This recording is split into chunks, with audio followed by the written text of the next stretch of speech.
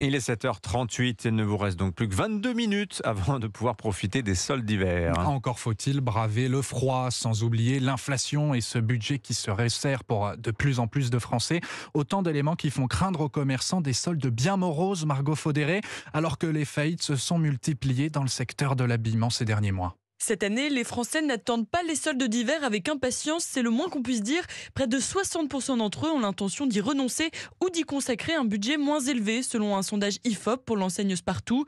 Et pour Johan Petiot, directeur général de l'Alliance du commerce, ses intentions d'achat en berne reflètent la crise que traverse le secteur de l'habillement. Il y a eu une vraie rupture dans notre marché depuis mi-août avec chaque mois un chiffre d'affaires en baisse par rapport à l'année précédente. Acheter moins ou moins cher, c'est le mot d'ordre des Français depuis plusieurs mois, même si certains acteurs du secteur ne veulent pas enterrer les soldes d'hiver trop tôt, car en période de crise, les promos peuvent aussi créer un rebond des ventes, explique Maxime Pat, dirigeant de Visual, qui aide les marques dans leur stratégie digitale. Il y a probablement une part importante de consommateurs qui ont décalé leurs achats d'habillement qu'ils auraient fait en fin d'année et ils ont décalé la période de solde, ce qui peut laisser penser que cette période de solde ne sera pas aussi mauvaise que ce que les chiffres nous montrent aujourd'hui. Cette année, les Français comptent dépenser en moyenne 165 € pour les soldes, un panier en baisse de 6 € sur 2 ans. Margot Faudéré.